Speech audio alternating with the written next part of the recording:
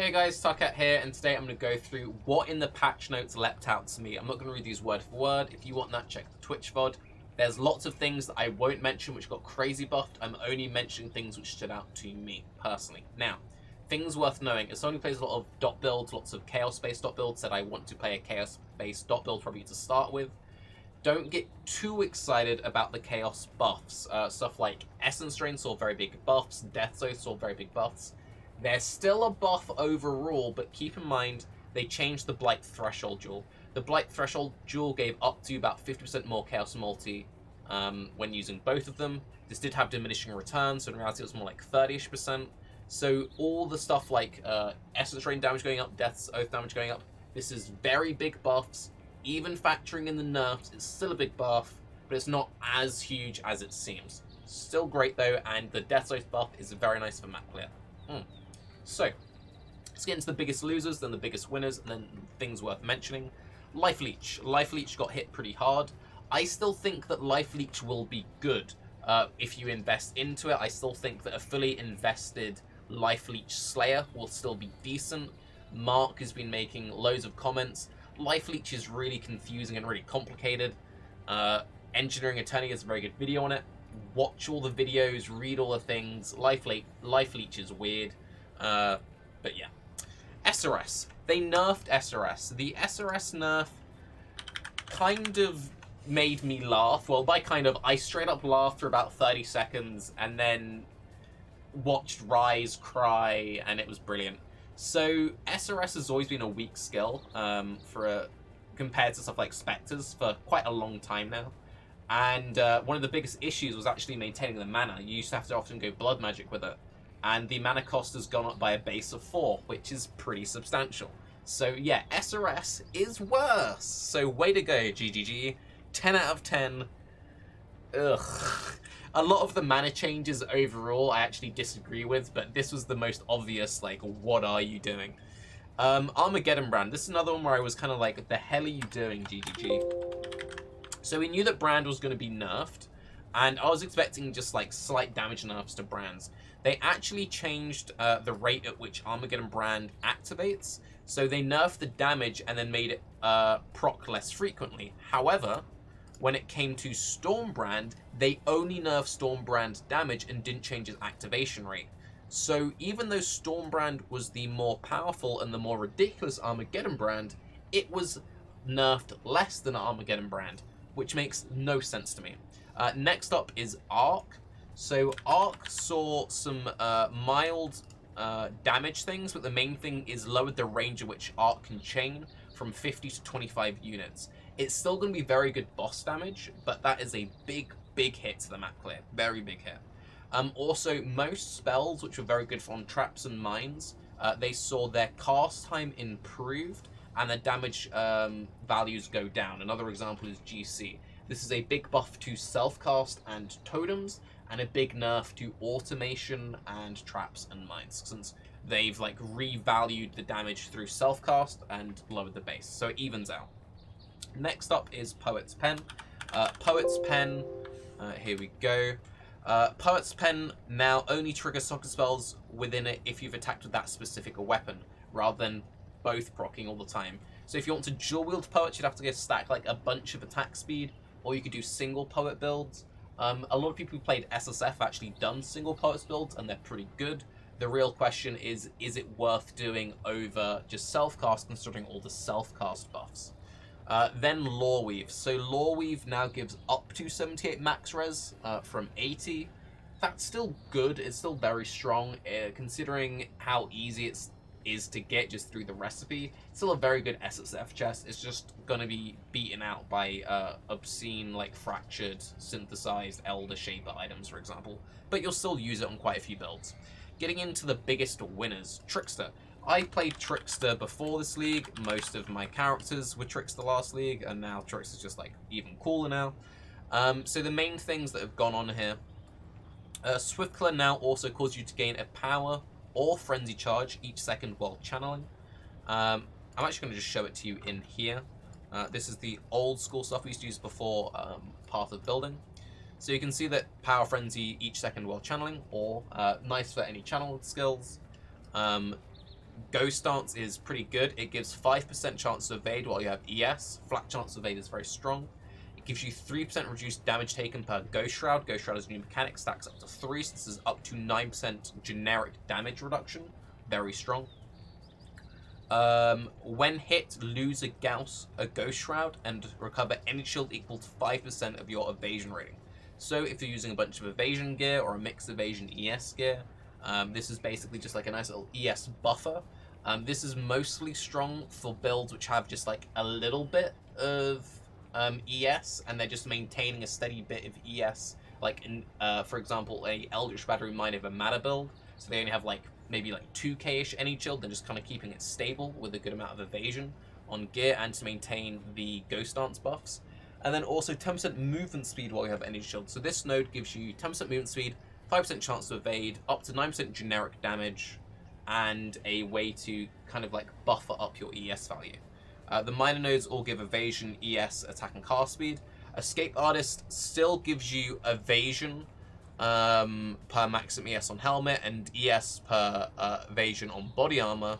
It also gives you up to 36% attack and cast speed at max Ghost Shroud stages. You cannot be stunned while you have Ghost Shrouds, and 20% chance to dodge spell hits if you have Energy Shield. Really good.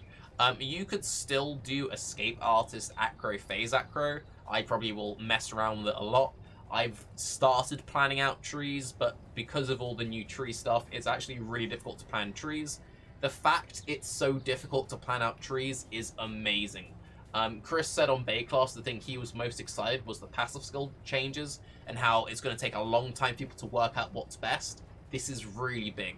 I spent like 30 minutes messing around with random different things, like what if I route this way, what if I route this way?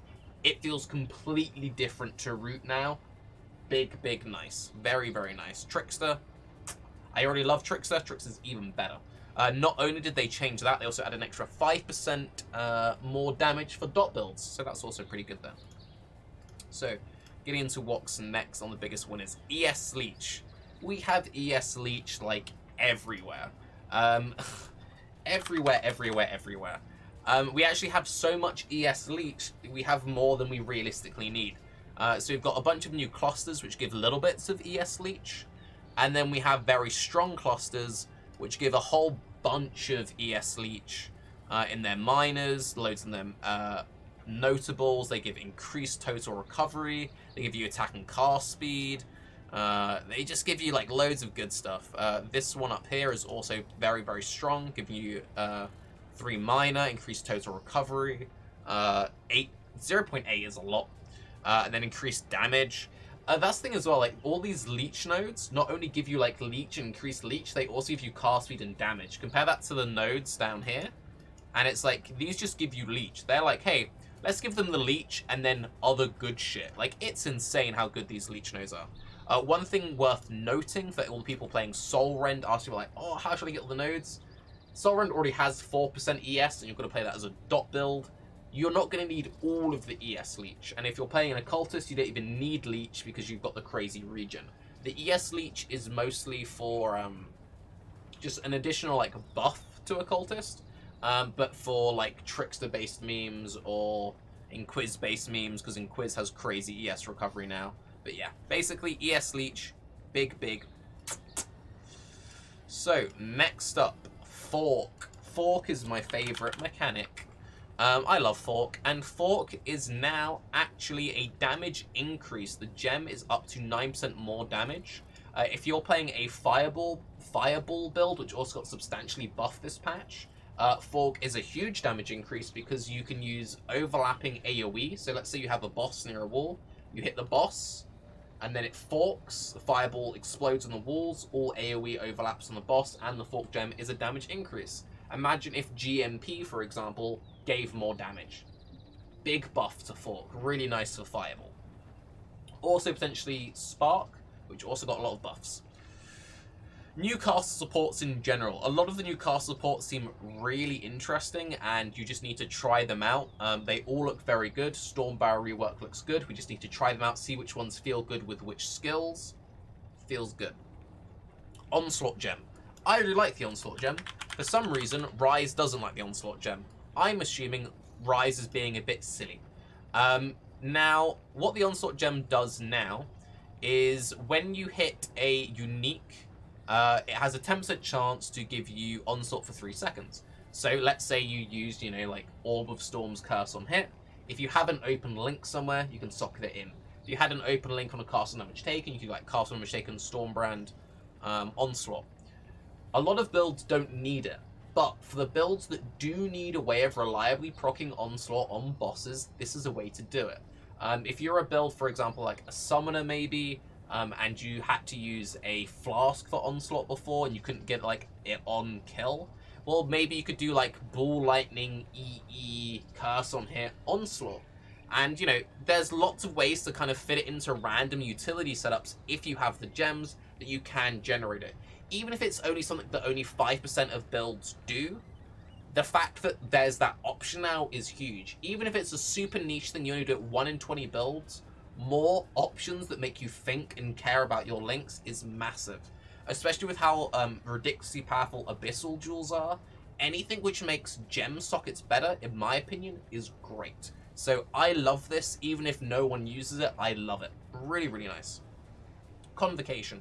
Convocation is now a 4-second cooldown, down from 8. Massive buff for summoners. Just not SRS summoners, because they got trashed. EK. Ethereal Knives saw a very large DPS increase. Yeah, it used to have a top end of 685, it now has a top end of 949, and it gained 20% damage effectiveness. That's pretty big. Shock Nova. Nova skills are fun. Shock Nova is very fun. It gained a whole bunch of damage. It gained a buff to the cast speed. It had its damage effectiveness doubled, and it gained like 300 flat. Shock Nova got pushed through the roof. Really, really nice. Spark. Spark saw a lot of changes. It also got buffed by the Fork gem if you're doing Fork Spark, or Spork for anyone who remembers back in the beta days. So the top end gained like 200, which is pretty big. But also, the way that Spark works is when it hits an enemy, it can't hit it again until like delays happened. And that went from a 1-second delay to a 0.66 second delay. Very, very big. So that's a massive damage increase, and then it also gained a bunch of flat damage. Next up is Orb of Storms. So they nerfed Lightning Spire Trap, and I think the reason why they nerfed Lightning Spire Trap is they're going to try and push Orb of Storms as a single target option for lightning skills. So it gained substantial damage. It went from 353 to 584, and they put a bunch of damage effectiveness on it. I really think they're trying to push like Orb of Storms in like a 4 or 5 link Elder or Shaper item to try and like push that as a thing to use alongside Spark or alongside Shock Nova or whatever it is you're using these days. Also, worth noting, the Innovate gem now lasts for 8 seconds up from 4, which is also very, very substantial for anything which can be like automated on Heralds. Going into the fire-based stuff, Incinerate really leapt out to me. Flame Blast also received some pretty good buffs, but Incinerate seems huge. So it now gains +4 radius at max stages. +4 radius is a lot to just slap on there. And then it also saw some damage increases. The damage increase doesn't seem that big, 194 to 210, but keep in mind that's like per stage, so it gained damage and it gained a lot of AoE. Anything which suddenly gains a bunch of AoE is huge quality of life. The main thing really is gaining quality of life. Next up we have Fireball. Fireball gained a lot of damage. It went from 1.3k top end to 1.6k top end, and now has damage effectiveness of 180. Fireballs had really good damage for a while now, and they just keep pushing it up because people aren't playing it. The fact that we have 1.6k top end on a skill which you can AoE overlap with and use stuff like Fork on and Vaal Fireball is really good and really fun. Vaal Fireball Fork builds is gonna be a thing. Like, this does so much damage, it's crazy. Next up is Cremation. Cremation is... I love these changes and I hate these changes. I was really hoping that Cremation would, like, not be connected with corpses, or be a bit more interesting with corpses, or it would gain a bunch of cast speed, or maybe even become instant or something. Basically, it just does a crap ton damage, and it gains some AoE. I wanted quality of life. I wanted it to feel smoother. It already did a load of damage. Now it just does more damage. So it gained over 100 damage on the top end, which doesn't seem that minor, but that's lots of small hits. So that's big. When you have something which hits super rapidly and it's gained like 120 on the top end, and it's gained 20% damage effectiveness, and it's gained +3 radius, the +3 radius means that it's going to overlap more, which is obviously very big DPS increase, but also you need to keep in mind, much like with Molten Strike, when you have too much AoE, you overlap less. I've played Cremation a lot in the past. Having AoE scaling on it is big. It makes the map clear feel better, it makes the single target feel better, but don't overscale it, so be a bit careful there. Basically, Cremation is really, really good. It's going to be amazing. You could definitely League start with it. It'd do a load of damage, face roll everything. I just wish that it saw some, like, quality of life to the actual mechanics of the thing. But anyway. Next up is Flame Surge. Flame Surge, wowza. So Flame Surge is kind of a meme that people have used a lot, just like instantly blow up videos. Uberdan just put out a video with like a 2-second Shaper kill. It gained a bunch of top end damage, and it gained +9 length. Now, we don't know what that is, but that sounds pretty good. If Skull gained like +9 radius, that'd be huge. +9 length sounds great. That sounds really bloody good if you ask me. Next up is Detonate Dead. Much like Cremation, I often felt like Detonate Dead was often just kind of overshadowed by Volatile Dead. So I was hoping Detonate Dead maybe get like some big radius or something to make it really compete with Volatile Dead. Basically, they just made it do a lot of damage. But still keep in mind that a max level Detonate Dead still does less damage than Fireball. And they both are fire AoE skills. So Detonate Dead, which requires a corpse, does less damage than Fireball. That seems a bit dumb to me, but it still does a lot of damage. So it gained 60% damage effectiveness, and it lost a bit of top end, but it gained so much damage effectiveness that it's an overall buff. And Volatile Dead, Vol Detonate Dead does a whole bunch of damage. It's got like 2k top end and like 200% damage effectiveness. So yeah, Detonate Dead is looking pretty good there. Contagion. Contagion is pretty big because it's now hitting more things, so it's bigger in that sense. It went from having a target cap of 20 to 40, which is very substantial. Contagion will now feel a lot smoother. Sometimes if you had a pack of mobs which was too large, you would throw Essence Rain Contagion in, and your Essence Rain Contagion wouldn't spread properly. That's because there was actually a cap of 20 targets that could hit. Now that it's 40, it should feel a lot smoother to play. Next up is Icetrap. Icetrap was just kind of a meme. When they did the massive trap rework, they kind of forgot that Icetrap was a skill. Icetrap now deals damage. It went from 869 to 1.3k top end. That is huge. It also gained 60% damage effectiveness. It also has 25% larger radius. Yeah, that's a pretty big buff when you add such a large... When you had like 500 top end, 6% damage effectiveness, and 25% larger radius, that's a slight buff. Slight buff. Getting out of the skills, there are still many other skills. These are the ones which really stood out to me. Also, Essence Drain gained like 500 top end, but as I said, 500 top end seems awesome, but they're factoring in this Blight change. It's more like a 200, 300 top end buff. Still very big though. Essence Drain, huge to start on. Kingsmaker, or Kingmaker, or whatever it's called. Let's see if I can find it. Here we go, Kingmaker. Nearby allies have +50 critical strike multiplier. Nearby allies have Fortify. Nearby allies have Fortify is pretty strong.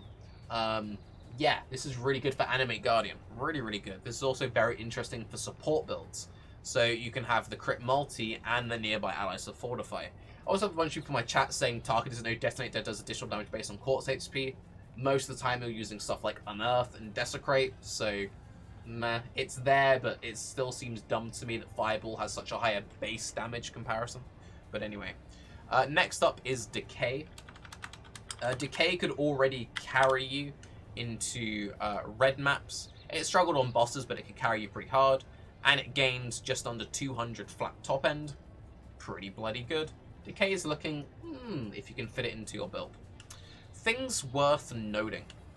Arcane Surge. So Arcane Surge got buffed in the fact that it now gives up to 90% more damage at level 20. And it has a larger mana multiplier. It has a larger mana multiplier because you need to have a high mana cost. That being said, though, the mana cost of a lot of skills has gone down. Also, a lot of stuff like Orb of Storms, Flame Dash, those kind of like utility skills that you kind of just press every now and again to proc your Arcane Surge. A lot of their mana costs went down. So that's actually kind of like a pseudo nerf, really, to a lot of movement skills. The fact they're cheaper now means that for spellcasters who are trying to proc the highest level Arcane Surge, not that great. They're really trying to push it that you use it in your main skill setup. Maybe you'd use it instead of like a faster casting for some skills. But something you really need to like consider, again, as I said earlier, a lot of the new support gems feel great, but you kind of need to feel them out on what feels good, what feels bad. Scorching Ray changes. I play a lot of Scorching Ray, and Scorching Ray was kind of buffed, kind of nerfed. It gained 100 top end, and when a skill gains 100 top end, that seems pretty good, right? Especially going from 388 to 488 percentage-wise, that's huge. But the way they've changed the fire pen feels really bad. So before it was like every stack would strip the fire res slightly, whereas now it just applies 25 fire res exposure at max stacks. This is a big buff for Scorching Ray totems, because Scorching Ray totems hits that max stacks very quickly, and all of the totems gain this massive damage increase. But for map clears, like nerf, bosses, it's a damage increase after a certain threshold. This makes cast speed a lot more valuable for Scorching Ray, because the cast speed not only makes you like sweep the map faster, but it also means you're hitting that max stack sooner. It's also a buff to skill effect duration for Scorching Ray. Also keep in mind we have 2 new auras, Malevolence and Zealotry, which provide more spell damage and more damage over time with skill effect duration. So Scorching Ray has a lot of additional damage and will be a very, very solid starter build, because it's always been a good starter build. Also keep in mind, with all of the ES changes and the complete lack of mana leech, Eldritch Battery, Mind Over Matter, is a very strong option for a lot of spellcasters now. Since you've got all this free ES leech, you can use that to sustain your energy shield. You only need like 2k energy shield with Mind Over Matter to feel good. Very easy to get 2k energy shield. And then you can reserve all of your mana for stuff like Zealotry, Heralds, Malevolence, etc. Shield nodes compared to DOS Wield and Stave nodes. So, we have these really cool new nodes. Stuff like here, Arcane Swiftness, increased cast speed while holding a shield, increased spell damage per chance to block attack damage, chance to avoid ailments, chance to avoid being stunned, chance to block attack damage. The shield nodes are really good. However, they feel a bit weak compared to the staff nodes, mostly Arcane Guarding to me. So, the staff nodes, the shield nodes, and the dual wield nodes have like a, if you've blocked, you gain a buff. So this one is 20% increased spell damage if you've blocked recently. You go, that's pretty good, 20% spell damage if you've blocked recently. Well, for dual wield, you get frenzy charges if you've blocked attack damage recently, and power charge if you've blocked spell damage recently. That's slightly better. I don't know why this isn't like chance to gain an endurance charge if you've blocked recently. That would be on par with that. That would be a lot better. And then the staff one, the staff clusters are all over the place, and also sometimes they're staff and sometimes they're stave. One of them gives you Unholy Might if you've blocked recently. Where is it? That one also gives you Power Charge if you've blocked recently. Where's the bloody node I'm talking about? There you go. 10% chance to get Unholy Might on block for 3 seconds. So if you're a physical skill, like physical spell, I would very much recommend going staff-based, because you're going to be gaining, you know, a bunch of extra chaos damage every now and again, and it's quite easy to invest into staff block. The staff nodes are also in much nicer parts of the tree than the dual wield ones. So it's very often that you're in this bit of the tree here. You're very often in the middle of which. That's an easy 3-pointer. You've also got some good staff nodes up here. Very good if you're, you know, going anywhere along this top route for the damage over here. But this 3-pointer, it's good, but it's not insane. This is really the powerhouse cluster. And then this cluster down here is right next to life nodes and right next to minion nodes. Very, very strong, and it gives you a bunch of block. And you want the block to proc your Unholy Might. This cluster up here, on good popular routing, down this way, all the staff nodes, very, very clean, very, very linear. The dual wield nodes over here have increased cooldown recovery of movement skills, which is insanely good. Really, really good. And then it also has a bunch of attack and casting if you use movement skill risk, kind of like a mini TRICKSTER thing in here, a bunch of movement speed in here, and these nodes have a bunch of cast speed. These new nodes are very, very interesting, and they make it that any build you want to do, depending on what weapon you have, like if, let's say that you got an insane staff drop in SSF, suddenly you're like, shit, I'm currently spec'd into shield nodes, I now potentially respec my entire tree. That's really exciting. I think that's really cool, and it's going to take a very long time for people to work out what they prefer. And I think it's just good that some people might prefer dual wields, they'll build completely differently to someone who might prefer staffs. Big thumbs up to me. Big, big thumbs up. I love these new clusters. I think they're huge. And then the mana cost thing. So I talked about the mana cost thing briefly. The mana cost is really bizarre, mostly on the channeled skills. So if we use the channel skills as an example, so Blight used to cost 4, it now costs 5. Incinerate used to cost 5, it now costs 4. Scorching Ray used to cost 10, it now costs 11. And then it's like you have the Summon Raging Spirits thing. A lot of it seems like they just kind of let an algorithm work it out, like, let's balance it out. But it's like, in practice, it just seems a bit kind of all over the place. That being said, there are a lot of very interesting new options in here. I still think Melee is going to be fine. Inquis is also going to be godly, but I'm much more interested in a certain TRICKSTER.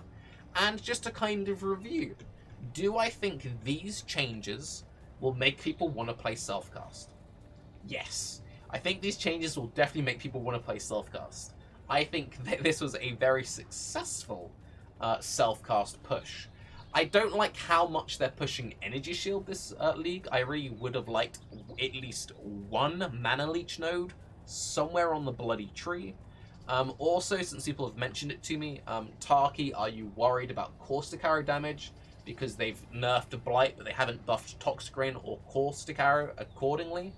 I didn't use Blight on my Caustic Arrow build, and I killed Uber Elder a couple of times in a shitty little private league with not very good gear. So if I could kill it without Blight before, then it doesn't matter. And Toxic Rain definitely didn't need it, because Toxic Rain had better single target than Caustic Arrow. So yeah, TLDR, this is a really, really, really interesting patch for any build in this top part of the tree, because the rooting is all over the place. And passive stuff is sick. And basically, go Eldritch Battery Mine over matter, or go Hybrid, or go CI, or go Low Life. Screw normal mana, because you've got all these auras now, and EB Mom is really good, and just go EB Mom. And if you don't have these like extra 4 skill points in your build, don't worry. Use the Helmet from Betrayal, because Mastermind is apparently worth doing now. So it all works out. I'm Tarke. Expect a bunch of builds to pop up on the channel before the new league starts. You can also sign up for my new private league, by the way. Have a good day. Bye-bye.